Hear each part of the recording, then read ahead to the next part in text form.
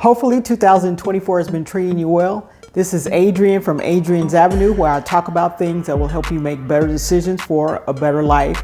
And today we're going to go into a few things, maybe beyond the basics though, of saving money. I was asked, you talk about a lot of things, but you don't tell us how to do this. How do we save money? It's the beginning of the year, so this is a great topic to cover that'll get you started on your saving adventure for 2024.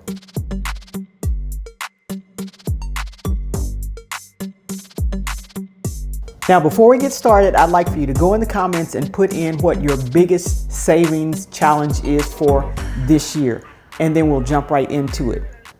Saving money like a pro is really not all that hard. It is a financial figure that you can figure out and put money in until you hit that goal that you want to.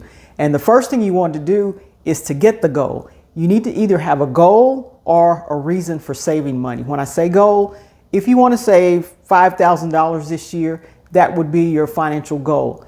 If you have a reason, if you want to go on a vacation that's going to cost you a certain amount of money, that will be your reason for saving. But it's best to have a goal in sight or a savings. You may just want to save an extra $2,000 just in case something were to happen this year, or an extra $2,000 for the months of December or November, whichever month is your heavier financial month for this year. There's various reasons where you may want to save a few things. And hopefully you've listed some things in the comments that we can see where your goals are and where you want to save.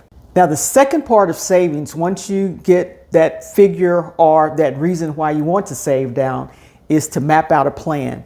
And this is where you sit down and just map out how you're going to do it. If it's going to be something done on a daily basis, if it's something that you're going to do every week, every month, and you can tabulate how the money is adding up from day to day, week to week, or month to month. But this is where you sit down and strategically plan how will you get to that figure. If the figure is $5,000, you can divide that over 12 months and see how you get there. Or if the figure is $10,000, in 3 months you want to save that, divide it over 3 months, and that's what you have to save each and every month to get you to that figure. If you want to go on vacation in June or July of this year, you need that money by June or July so that you won't have to pull out the credit card and start swiping on that. So this savings is something specifically for you.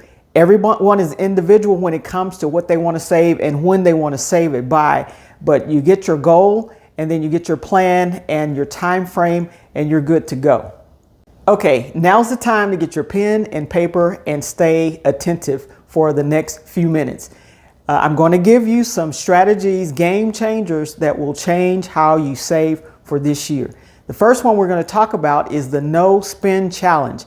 This you can do as an individual. You don't even have to tell anybody about it, but it could be a couple of days a week, say the first 3 days of the week, that you're going to challenge yourself not to spend any money outside of the household. So it may mean packing lunch. It may mean not eating out. It may mean not going to Starbucks. It may mean various things. And in that time frame that you're doing this, you may find yourself saving up to $30, $40, $50, $60, $75 just by going through the no spend challenge. Now, this does not mean the rest of the week that you can't do the things that you normally do. It may be that you pick out either every Monday or every Monday, Wednesday, and Friday, or every Monday, Tuesday, and Wednesday, you're going to go through this no spend challenge. You could do it for a month. You can do it for half the year. You can do it for all year long, but you will benefit from saving money during these times. Now, the money that you save, you set aside. You do not spend it on the days that you can actually spend, but you can do even a no spend challenge for a month, where you kind of just put yourself on lockdown for a month and not spend that extra money that you normally would. But this will help you in saving money, and you'll see the money stack up. This one you may have heard of, and it's called the 52-week challenge, money saving challenge. And what you do every week, there's 52 weeks in the year. So every week you will put $1 back. The next week you'll put $2 back. The next week you'll put $3 back. The next week you'll put $4 back. And as you do this, by the end of the year, you will have saved up $1,378 for the year. It's amazing. So by week 52, you're putting $52 back for that week. But at the end of the year, you will have that amount saved up. And it's a fairly popular challenge that's out there. But just set that money aside and don't go and spend it. That's the thing. If you're saving it, save it. Don't go and spend it. Put it in the bank somewhere or do something with it at the end of each month. But do not spend the 52-week challenge money. Now, if you want to have a petty fund or a fun that you blow at the beginning of next year, you can start by saving $1 a day. There are 365 days in a year. So if you save $1 a day, by the end of the year, December 31st, you'll have $365 saved. And come January, you can go splurge, spend, whatever you want to do. But that's a low savings amount. And you can actually incorporate some of these together to have more money saved before we get to the big items where you'll be saving quite a bit of money. One thing that I do, and I just don't think about it, whatever loose change I may have outside of pennies, I don't like pennies that much because they're just such small denominations to add up to anything. But I do have a penny piggy bank though that I'll just throw those in. But throughout the year, if I have extra change, like if I go somewhere, use cash, and they give me change, which consists of quarters, dimes, and nickels, I will take that change and just throw it in a jar. At the end of the year or the beginning of the next year, I'll go and cash in that money and have a nice dinner or a nice lunch or something like that. It doesn't add up to a lot. It's usually right at $75 to $100, but just throwing the change in there, and at the end, that's my reward for keeping that change, but I didn't spend it all year long. So if it's something that I really need to buy for that low amount, I can spend it on that. But this is another thing that you could do. Just throw your loose change in a jar somewhere. Don't worry about it. And then at the end of the year, take it to the bank, let them count it, and give you cash money for that money. Now, save me some time and save you some time and money by hitting that like button and that subscribe button so that you can stay up to date on the latest information as it becomes available to you, and make a comment. I'd love to hear from you. Now it's time for the big money savings. If you want to save large amounts, this is the way you do it. First way you can do it, let's say, and I'll be simple, if you want to save $5,000 in a matter of 5 months, just divide the 5 months by the $5,000. It's saving $1,000 a month. And this is something that you will have to find in your budget between the gap from what you have coming in and from what you have going out to save that amount of money in that amount of time. But it's doable. It's something that you can do instead of spending the money on things just as things come and go and not knowing where your money is. If you want to do that, you can do that. Just it's a division type of equation. Just divide it out and you can have that money in that amount of time if you want to.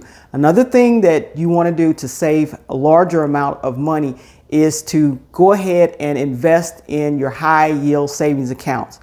You are losing money by the sometimes hundreds of dollars when you don't do this.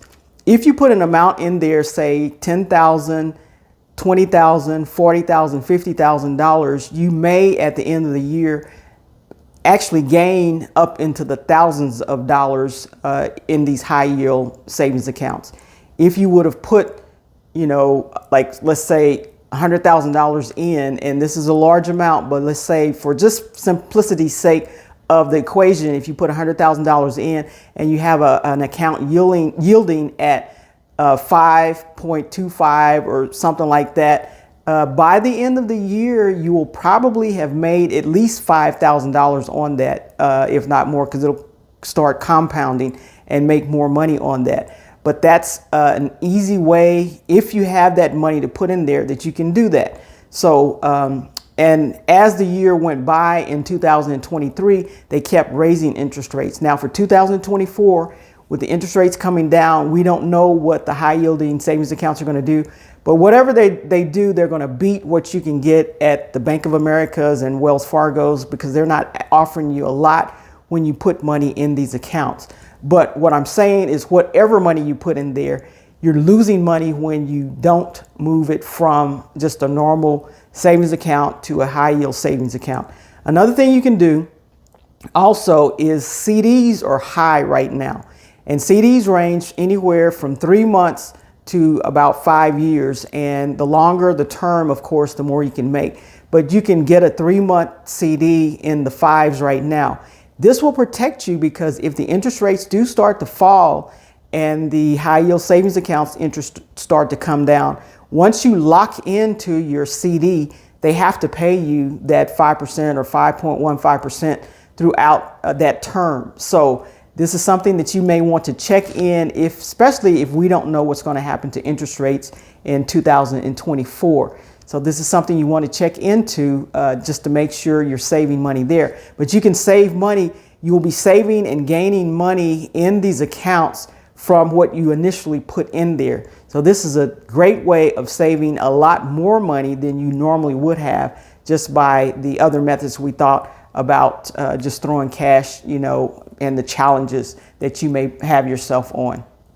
Now for this final one, you have to be very disciplined. I will warn you ahead of time. Warning, warning, warning. You got to be disciplined. But you can make anywhere, depending on how much you use it, you can make anywhere from about $600 to maybe $1,000 by the end of the year. And this is something that I do every year. This year, I actually made $600, but I do use my credit card. I get money back. So points build up and I don't cash out any of my points until the end of the year. And when the end of the year comes, I use this money for Christmas. So I'll cash it in. And this year it came out to be about $600 that I was able to cash in, get some Visa gift cards, reward cards, and use it.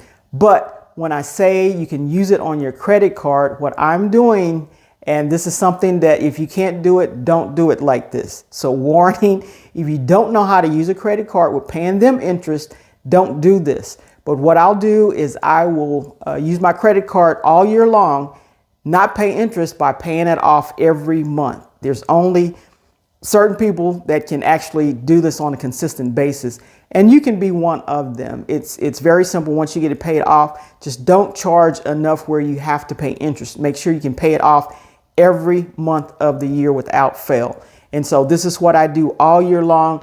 Don't pay them an ounce of interest. And then at the end of the year, once my points are built up, then they will pay me. They'll send me the gift cards or pay me the money, the $600 or whatever amount it's built up to, and I can use that for my own benefit. This is a great way to use your credit card as well as get money back from the credit card company without paying them any interest. But don't do it if you don't know how to use a credit card without paying interest. So that one comes with a warning, but it's something that I do, and I'm saving money that way because by the end of the year, even though I didn't have an account, I was putting it in, it was being saved for me, and it was released to me when I asked for it. When they gave it to me, I asked for it, they gave it to me, and it was mine. So this is another great way of saving money by the end of the year. Congratulations, you've been given several ways of saving money. Some of them are conventional, some of them are a little non-conventional, but you have the tools you need to save money. From the simple, small amounts you want to save to maybe greater amounts that you want to save.